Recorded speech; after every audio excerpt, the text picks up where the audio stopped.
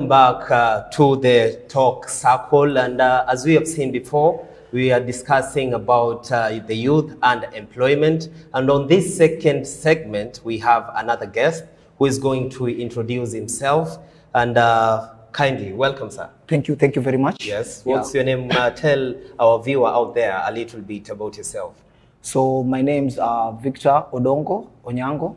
I came from Kisumu County, but currently I'm living here in Mombasa County, and I've been here for the last 15 years, and I've been engaging myself in community work for 10 years. My organization is known as Alpha and Omega. It's a youth-led community-based organization whereby it started in 2009 up to date, and we have been doing some series of activity of whereby we've been targeting youths on issue to do with health, good governance, and issue to do with public participation. Some of our program, we've been targeting youths because we see the youths are the leaders of today and not tomorrow. So we've been focused more on youths. Yes. Okay. Yeah. Okay, welcome. Yes, thank you. Yeah, so what do you think causes the youth especially to be unemployed or being in a jobless situation? So what makes the youth to be in that situation, I think, is high time. We as youths of Kenya, we start to think outside the box. We start to be creative, because as we know right now, there is issues to do with Corona. So many people are currently working at home. But for us youths, it's high time. It's high time we start to be creative, like doing causes like drawing, or making up stories, like short videos, and take advantage of the technology. Yeah. Okay. Yeah. So you are saying that if someone is used to doing some maybe short films, and maybe at their workplace they've been given a pause, they can also venture into maybe some social media platforms that they can work with. Yeah. There are so many chances of whereby when we post those short videos online, you have to, sometimes you are saving another life somewhere, you as a youth. I'm not talking of those memes whereby you just keep on laughing and everything like that. But it's high time we start making memes of whereby what's the solutions, like memes to do with family planning, and short videos to do with civic education. So very many things that are affecting us as youths of this country. And what do you think the government or the county government maybe should do, at least to assist in the creativity process for the job opportunities for the youth? So first, I'll just talk of taking advantage of the internet, because most of the opportunity nowadays are available online. So, and many youths are nowadays accessing to the smartphones generation. I call it smartphone generation. So whenever we've got those smartphones, let's not waste time on chatting on Facebook, kutukana na WhatsApp, but we can take advantage of the smartphone to at least to bring change. Because when you take like a smartphone and upload any story of whereby it chats youths, so you will just see how so many people like the video, and you will get so many views of whereby that's what I always do. I always spend my time teaching my fellow youths on issues to do with family planning, issues to do with drugs, how important it is for a youth to involve him or herself at the public participation, because we always say that the government doesn't include us in decision making. But sometimes, I'll just say the truth, we youths, is high time we be advanced. So we take advantage of the public participation. The public participation or the public barazas are there for us to participate, not animals, us as youths. So you will see when there is a public participation, there are always so very many problems. Like youth will first say that they haven't got the information of whereby of whereby the information is always uploaded online. Yeah. So, and you'll find most of the youths online are doing other different things. So it's high time we take those advantage of online causes. There are so many meetings nowadays as Corona has come. We see that there are so many meetings that have been done, but now you have to do it online. Hakuna ile stories za kwenda hotelini na nini. Mtu anataka tu at least tukae mahali tuzungumze hata kama mtu yuko Ulaya ama wapi. But let me just say, but if we don't have that knowledge of technology, you see, technology si kitu kubwa. It's just small things, of whereby you just be accurate and be focused. Yes. And then I've seen that in recent times that the youth men and women, they've been trying, you find someone has done a certain kind of course, but then decides to go to another country, out of the country, maybe to Dubai, Qatar, or these Middle Eastern countries for work. What do you think? Where do you think the problem is in our society, to be specific? I won't talk much on that because everyone has his or her destination. But I'll urge those people who are having those dreams of going to Qatar and the Middle East countries. It's high time we come back home and start investing home. Yes. Because home is where the opportunity lies. There are so very many opportunities. Like I'll talk of opportunities that are available in youth sector, especially here in Mombasa County. You'll see that the youth doesn't have a time with youth group because our focus is always on money. But when we think outside the box, it is not always about the money. It is always about the work, giving back to the community. How do we give back to the community?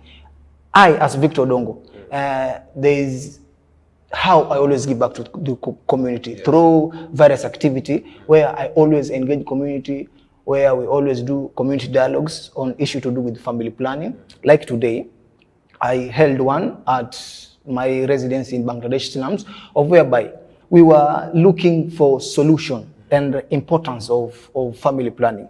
As we know that tomorrow but one on Sunday will be World Population Day. So there are some issues or there are some aspects that we really need to tackle, like the aspects of gender-based violence, the family planning, gender equality, human rights.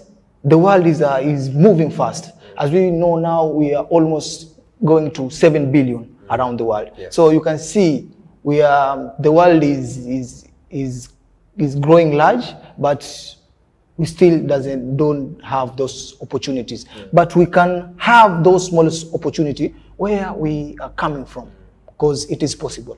And we still have to work with that. And still we have to work with the smallest opportunities that are available. Yeah, that's right. Yeah. So what do you think also, what is the major part and the role of the youth out there? Majority say that we are supposed to give back to society, right? And also take care of the elderly, because now it will come to a point whereby we are the ones who are going to be the leaders of tomorrow. And speaking of leaders also, as another question, do you think that we are given equal opportunities as young people to have those leadership seats in our society right now? It is very tricky because first thing first, we lack information as youths.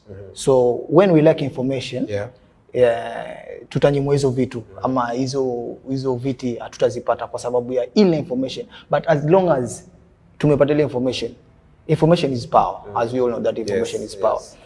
Kwa mfano tukipata information ya kesho public participation or public baraza inafanyika maybe Changamwe or maybe inside Mombasa County. Everyone tukipata ile information will have to attend. But if we hatujapata information, itabidi to attend less, because and that's where the leaders always take advantage of us youths. But I'll just say it's high time tujihusishe. Tusipohusishwa tufanye nini? Tujihusishe kwa lazima. Kwa sababu tukijitoa ama wewe mwenyewe ukijitoa kama kijana kwenda pale ku attend hizo public participation, your opinion counts, and what you will say it counts, and believe in yourself and trust in yourself. Yeah. That is very true. Yeah. Na pia unadhani kuwa the government of Kenya has you know, maybe at least set aside funds za kusaidia vijana huku nje? Yeah. That maybe a lot of youth men and women also they have no knowledge about. Yeah. Maybe you can talk more about it. I'll just talk of those opportunities that are available there. Yes. Like we can take advantage of Uwezo Fund, Women Fund, and so many other funds. Like right now, KEPSA will be giving out some seed funds to youths to run small business. Yeah. And those youths who are doing mangrove conservation. Yes. So they will be applying that fund and then then taken for a training, a period of like 14 incubation period, whereby they will be taught business skills and how to manage the money. So whenever we hear or whenever we see those opportunities, because they are there, It's only that people watu hawajui bado. The opportunity right now, the opportunity that I'm talking about, it is under the Youth Representative Office of Mombasa County. Yes. His name is Civilizer Aran. He has that project, whereby it is a second project. The first phase, they done it last year, but it was known as the Coast 1 project. Yes. Now it is a Coast 2 project. It is a second term project. So let's take advantage of the seed funds too. Exactly. And maybe I'll talk a bit less of the policies and structure. Because tutapata sisi kama vijana, the government doesn't have that policy ya kutu protect sisi and structure. Yes. Like, I just talk of Uwezo Fund. Me, I've never applied for one, but you can see a scenario where if I go to apply for the Uwezo Fund, the registry will tell me that the youths have not returned the money. Why? Yeah. So utapata watu wanachukua advantage ya Uwezo Fund, na kwa sababu political reasons wanachukua pesa Uwezo Fund, then hawaregeshi. So unaona youth mwingine akienda ku apply anaambiwa kwa pesa hakuna, sababu wengine wamefanya nini, wameingia nao mitini. So we need to have those structures of whereby mtu asiporegesha ile pesa anafanya kitu fulani. Na maybe tunaweza sema maybe 2 years ama hiyo the period ya kuregesha pesa inaweza kuwa ni kidogo kwa yule youth kufanya nini, kuweza kuregesha ile pesa. The government then can sit and maybe give us up to 5 years to return the Uwezo Fund or to return the fund to them. So unaona kijana amepewa kama 100,000 afanye kitu, na vijana wenyewe ni kama vijana 5 ama vijana 10. So utaona wale vijana 10 ama vijana 5 kenye kwa kileo ni kufanya nini? Kugawanya ile pesa. Ili kila mtu afanye nini? Kila mtu aweze kupata na kila mtu aweze kufanya idea yake. Lakini wakienda kumbele pesa wanaonekana ni pesa biashara. So it is high time the government really needs to look at the policy and the structures. Concerning the policy and the structures, I'll be talking just a bit less of the National Youth Council policies. The National Youth Council policy, it has been reviewed this year, but we have decided not to take the National Council to the national level. It has been broken down to sub-county level, of whereby naona kidogo ina make sense, kwa sababu shida ya kijana wa Mombasa ni tofauti na kijana wa Nairobi. Na shida ya Nairobi ni tofauti na kijana mwenye anatoka Garissa. Shida ya mtoto wa Garissa ni tofauti na kijana mwenye anatoka maybe Bungoma ama Kisumu and any other part of the country. So na venye wame devolve katika county level, itabidi sasa sisi kama vijana tuchague kiongozi wetu. Na mimi nasema kwa vijana wote, ukisikia hizo chances zimetoka, because zinaweza toka online ama zingine huwa zinakuwa gazetted, but information ya government huwa inatoka for once, and ikitoka lazima ufanye nini? Uchukue na mikono miwili. So naimiza vijana wenzangu, hiyo program itakuwa inaendeshwa anytime soon, itatoka katika National Youth Council. Kama unajua ni kiongozi na umepata hiyo chance na unajua kuwa mimi tayari nishafika, is it time we take those positions, because uongozi bora ni maisha mazuri. Yeah. Yes, that's true. Yeah. And also speaking of creativity, yeah. Let's talk about how maybe we can urge from the parents to we the youth ourselves, and also to maybe our national or our county government. How can we always support each other in enhancing our creativity skills for maybe a job opportunity or to create employment in our society currently?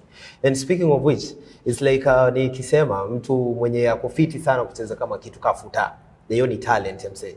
What would you maybe inspire that person or motivate that person? I think it is good also to rely on talents and sports, especially.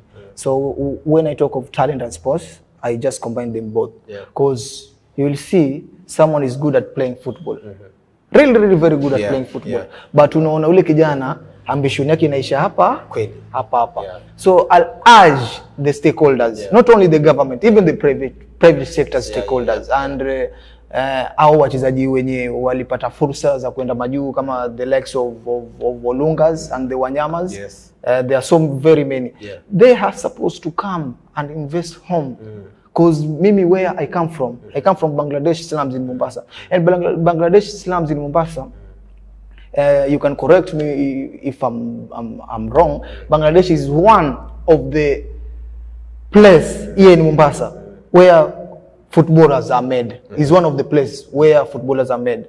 Now we have participated in so many talent, and utapata kuwa vijana wako na ile morali ya kucheza mpira, lakini sasa kijana akicheza mpira anaona kama yani hakuna ile sustainable kitu yenye dream yake inaisha. So unapata kijana anacheza mpira na anafaa kulipa nyumba na anafaa kufanya shughuli zingine. So kama uwezi linganisha mpira yenye unajua hailipi na ni mpira ya mtaani na kazi, lakini tukija na structure nzuri, the boy anaweza cheza mpira na baada akafanya nini, akienda kazi.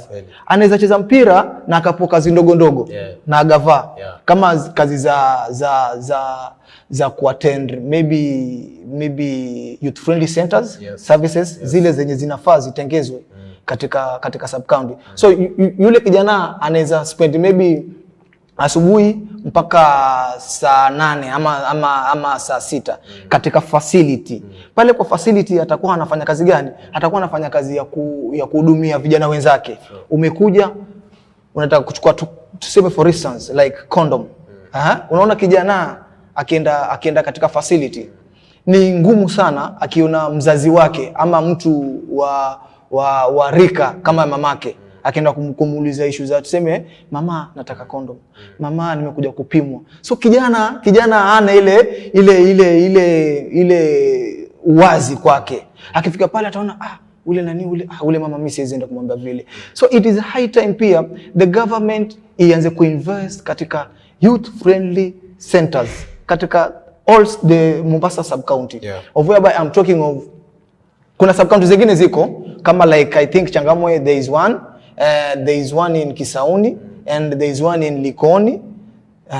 Lakini in Jomvu we don't have one. So the government need to take and fill those gaps, of whereby to equip us.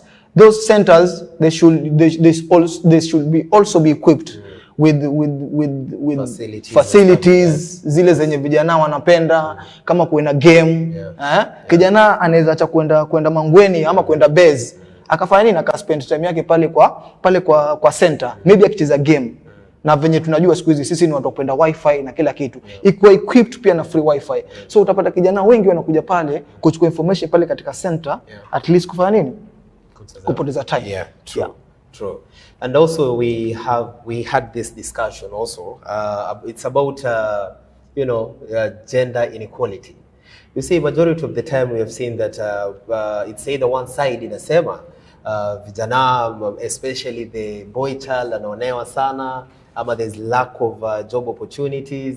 Also for the ladies, the young ladies out there, they also say, say the current situation imekuwa noma, like hatupatiwi the opportunity the same way that my boys wanapatiwa. I'll talk about it less in my own perspectives. So I'll talk of like issues to do with the Menstrual Health Management Act or policy. It is a boost to the girl child. However, utapata county kama Kilifi. Thank you Kilifi, but the Kilifi is the first county in Kenya ku approve your policy. The girl child amekuwa kipitia mambo mengi sana. Issues to do with sanitary pads. Msichana anakosa shule sababu ya sanitary pad. Kitu kingine cha uchungu sana. Sanitary pads ni kama like tuseme ni 100 shilling. But the government ilikuwa inafanya nini? Government ilikuwa inamnyima girl child kupata hizo sanitary pads. Unapata msichana anaenda kufanya nini? Kutafuta pesa ili ya kununua pad. Na hiyo tayari atakuwa ashaanza kwa prostitution. Exactly. So the government, nashukuru sana the government ilikaa chini na ikapatia jukumu county government. At least wajua kuna issues zingine si lazima national government ifanye. Kama hizo, the issue is affecting us as Mombasa County. What do we have? Which idea do we have? So like a girl child in Kilifi alikuwa aende shuleni, anapata mimba za mapema, wanaolewa mapema. So wakakaa chini kama tuseme county. Wakasema tutakuja na policy ya kila msichana asikose shule kwa sababu ya pad. So right now at least wanapoa pad. So considering that issues to do with gender based violence, utapata pia pale msichana akidhulumiwa, unaona kuwa people are there, people are rushing, mbona msichana bado umemdhulumu na nini. Tunasahau kujua kuwa msichana nini, mtoto wa kivulana pia huwa najisiwa na anasaulika. So it is high time pia government need to come with a solution ya ku benefit the both side, both the girl child and the boy child. Kwa sababu sisi boy child, I'm a boy child. So very many boy children are going through a lot nowadays. In fact, issue to do with mental health imekuwa ni issue nyingine nilio blanda sana bro. You can take off, you have already seen and na unawaona pia mitaani. Unapata kijana lose hope, ana akiangalia hivi depression inamwingia, jamaa ndo hivyo unaona jamaa amelipuka. Na kumbe jamaa hajalipuka, ni hiyo issues za mental health. Anaona bana sina, yani ni ukuta hii bana, itafanya nini bana? Itabidi niangalie surviving tactics. Over bana mimi sasa mimi wacha mimi nijiweke mchafu tu. Watu wamezoea bana, watu wazoea kunina mimi ni mchafu. Umejika katika ile situation bana, hao watu wakiniona mimi ni mchafu watanisaidia. Lakini wewe si chizi. Sasa hii ukiangalia percentage kubwa ya vijana wengi wamekuwa affected with that issue ya mental health. So unapata kijana wa kiume ama the boy child, government imemsahau. So at least mimi niko naona ama napendelea opportunity ziwe 50-50. Because we are losing the boy child on issues to do with mental health. So like the major solution that maybe you could relay out there, that from us, you know, the youth and also society in general, maybe there is a parastatal somewhere that should at least even consider, you know, assisting those who are going through depression, mental illness. What do you think are some of the measures that should be put? I think some of the measures that the government can put for both genders. Yes. I think the best solutions is like to start involving ourselves on the government issues. Because if we don't involve ourselves on the government issues, no one will listen to us. So it is high time we take advantage of those barazas, the public participation. And other thing that I just wanted to say, and we as youths, we have to take advantage pia ya hizi ofisi za umma zenye ziko kila mahali. Unapata kijana ni kijana lakini ajui ofisi ya gavana iko wapi. Kweli. Unapata ni kijana hajui ofisi ya MCA wake iko wapi. Ajui penye ofisi ya women rep iko wapi. Ajui ofisi ya hata mbunge wake mahali penye iko. So na unapata vijana sisi tunaogopa kwenda katika zile ofisi. Na tunasahau kujua kuwa zile ofisi ziko pale kutusaidia sisi. Kweli.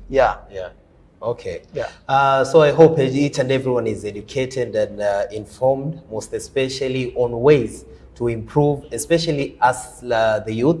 Tumeelezewa mengi sana kwa mafupi na mapana. So it is up to us to take advantage of the situation, for us to know each and everything that we have been taught and everything that we have been informed. For us to have a better tomorrow in both our society, in the field of employment also.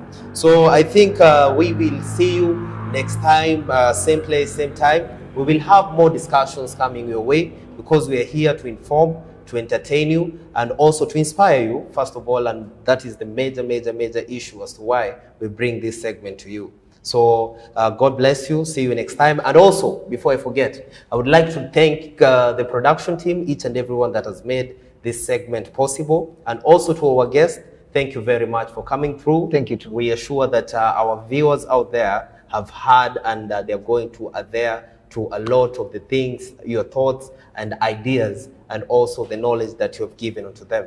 So thank you also for that.